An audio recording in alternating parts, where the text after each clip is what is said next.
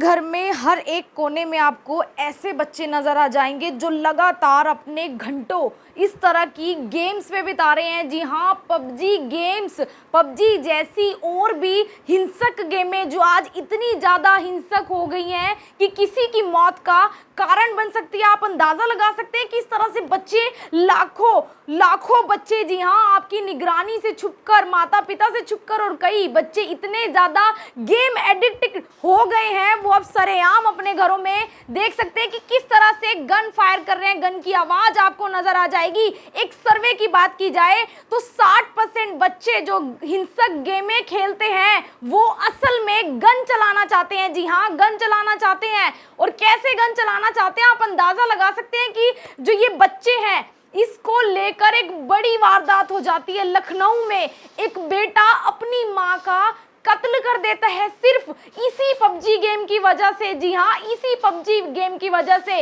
ये पूरा वाक्य लखनऊ में, यूपी के लखनऊ में सामने आता है। शनिवार, बीते शनिवार की रात, जी हाँ, एक बच्चा जिसकी उम्र महज 15 से 16 साल, यानी कि नाबालिग बच्चा जिसको अभी अपने भविष्य के बारे में कोई जानकारी नहीं थी, वो बच्चे इसी तरह से इसी टाइम घंटों जो है अपनी पढ़ाई लिखाई छोड़कर और सभी काम छोड़कर ऑनलाइन गेम्स पर बिता रहे हैं। अगर मैं बात करूं तो भारत में ये गेम्स 2 साल पहले बंद हो चुकी हैं, उसके बावजूद लगातार ये उपलब्ध है। आखिर ये उपलब्ध कैसे हैं, तो बात की जाए पूरा वाक्य आपको बताते हैं जो रोंगटे खड़े कर देने वाला। इसी तरह से एक बच्चा था, जी हाँ, नाबालिग एक बच्चा जिसके पिता आर्मी में है, वो बच्चा अपने घर में घंटों जो है ऑनलाइन गेम्स खेलता है जो उसकी माता पिता को पसंद नहीं था। उसकी माता अक्सर उसको टोका करती थी, अक्सर रोका करती थी कि इस तरह से वो गेम्स ना खेले। उसके बोर्ड के एग्जाम्स थे, जी हाँ, जिसके वजह से उसकी माँ साधना सिंह, जिनका नाम है, उनके पति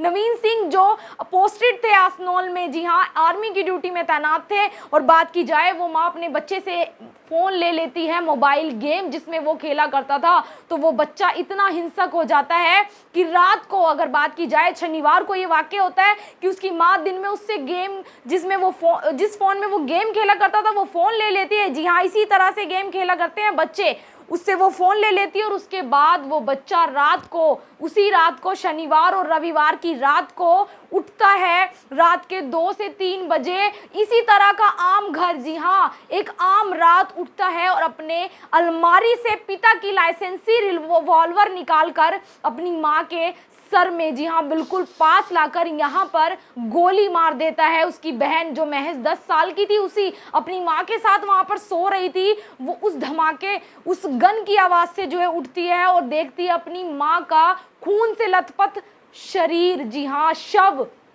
और वो बच्चा अपनी बहन को इस हद तक धमका देता है कि वो अगले 2 से 3 दिन तक सहमी रहती है और उसी घर में अलग कमरे में उसको वो बंद करके रखता है। उसके बाद वो बड़े ही आराम से बंद कर, जी हाँ, इसी तरह से बच्चे, अगर आप देखें तो गेम्स लगातार खेलते नजर आते हैं और उसके बाद वो बच्चा आराम से उस कमरे में जो है बाहर से कमरे का जो है बंद कर कुंडी बंद कर दूसरे कमरे में अपनी बहन को लेकर जाता है और सो जाता है। अगली सुबह, नॉर्मली सुबह जिस तरह से वो हर रविवार बाहर क्रिकेट खेलने जाता है, उसके बाद अपने 2 से 3 दोस्तों को लेकर आता है और उसके बाद लेकर आता है, आराम से पूरा दिन बिताता है, जबकि उसकी माँ की लाश उस कमरे में पड़ी हुई थी, बिल्कुल साथ वाले कमरे में। जब पड़ोसियों ने ये पूछना शुरू किया, उसके दोस्तों ने ये पूछा कि आंटी कहाँ है, और पड़ोसियों ने पूछा कि साधना कहाँ है, तो बच्चे का जवाब इस तरह से रहता है कि वो अपने चाचा के घर गई है, दादी की तबीयत खराब है। इस तरह से वो जवाब देकर सभी को टालता रहा और लगातार जो है पिता फोन करते थे, वो फोन उठाकर भी यही कहता था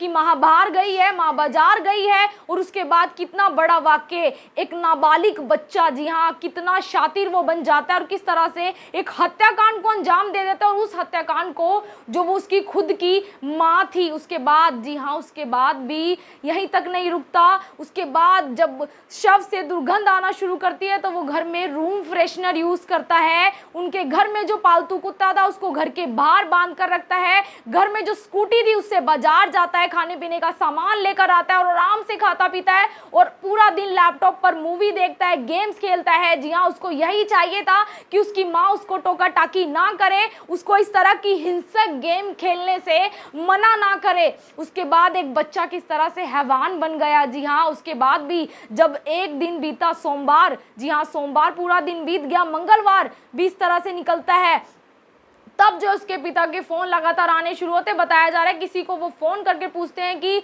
जो है उसके घर पे जाकर देखें कि आखिर हुआ क्या है, तो बताता है कि स्कूटी वहाँ पर नहीं है और जो कुत्ता है उनका वो बाहर बंधा हुआ है। जी हाँ, स्कूटी अक्सर जो है वो बच्चा चलाने की जिद किया करता था, उसी को लेकर वो बाजार जो गया होता है, सामान लेकर आता है, आराम से पूरा अपना दिन बिताता है और उसके बाद जब ये पूरा का पूरा तीसरे दिन, जी हाँ लगभग 3 दिन वो बच्चा अपनी बहन के साथ और अपनी माँ की लाश के साथ उस घर में रहता है। और तीसरे दिन जब दुर्गंध इतनी ज्यादा बढ़ जाती है कि रूम फ्रेशनर काम करना बंद कर देता है, तो वो खुद अपने पिता को फोन कर कर कहता है कि कोई मिस्त्री घर पर आया था और उसने माँ का कत्ल कर दिया। लेकिन उसके पिता को ये आभास पहले ही हो चुका था, क्योंकि अक्सर घर में जो वो बच्चा है वो अपनी माँ से लड़ा करता था, गेम्स को लेकर जो है फोन चलाने को लेकर बच्चा लड़ा करता था। और उसके बाद उसके पिता को इस बात का आभास हो गया कि कहीं ना कहीं उसके ही बच्चे ने इस हत्याकांड को अंजाम दिया। उसके पिता आने की कोशिश भी जो है उस हत्याकांड से पहले अपने घर आने के लिए वो लगातार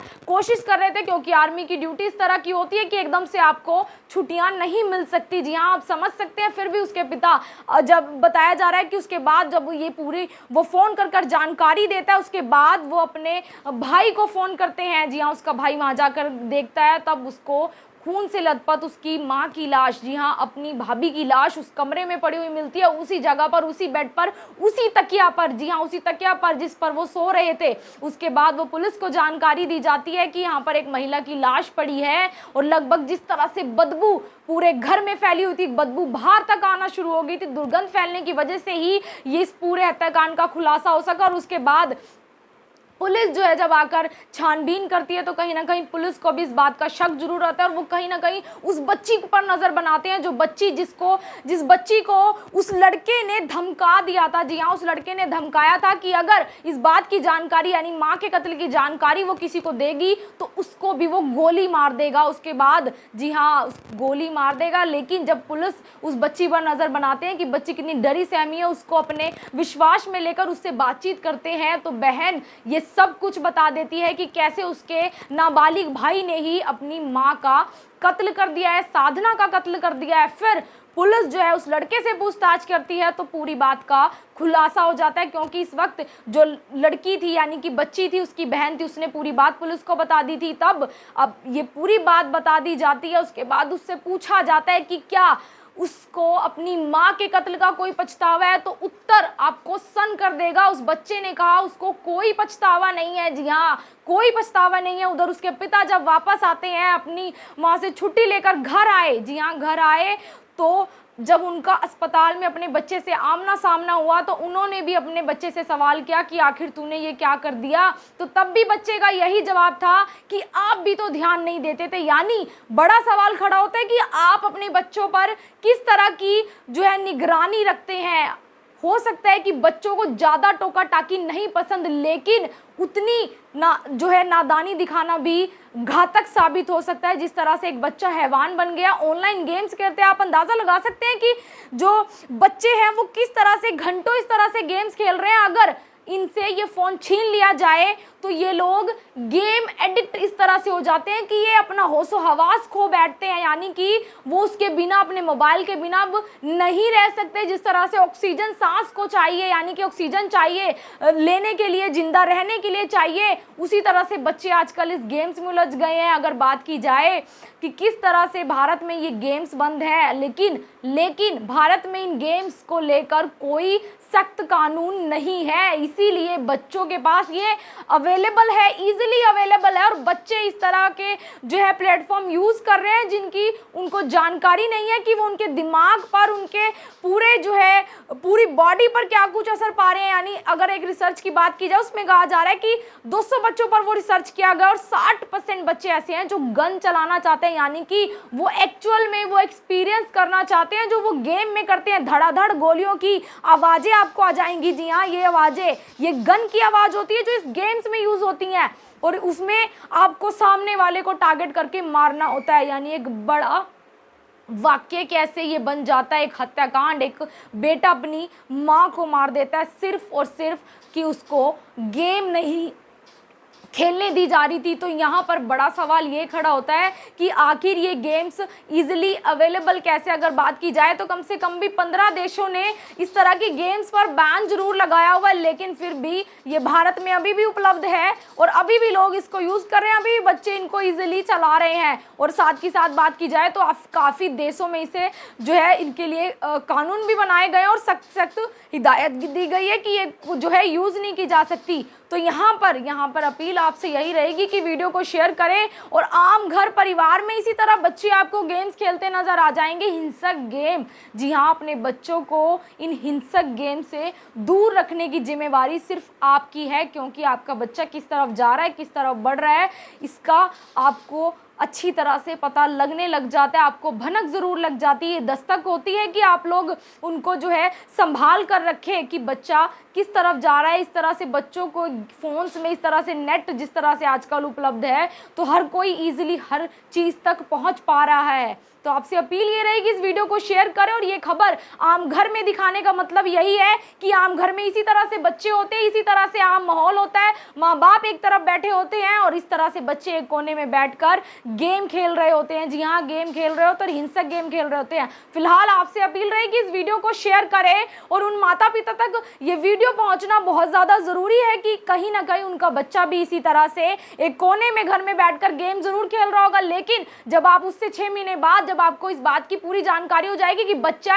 फोन छोड़ ही नहीं रहा है, तब आप उससे वो फोन लेना चाहेंगे, लेकिन वो बच्चा उस वक्त उस माइंड स्टेट में होगा कि वो फोन के बिना नहीं रह सकता। इसीलिए समय रहते सतर्क जरूर हो जाइए। आपसे इजाजत रहेगी कि इस खबर को आप जो है आगे तक पहुंचाएंगे बच्चों। जी हाँ, बच्चों पे सख्त निगरानी रखने की ज़रूरत बहुत ज़्यादा है। कहीं ना कहीं टेक्नोलॉजी अगर साथ दे रही है, कामों को आसान बना रही है, तो टेक्नोलॉजी के बहुत से और भी दुष्प्रभाव जो है लगातार हमारे देशों पर पड़ते जा रहे हैं। फिलहाल अपील वीडियो को लगातार शेयर जरूर करते रहे। ये तस्वीर एक आम घर से है। मैं आरती राणा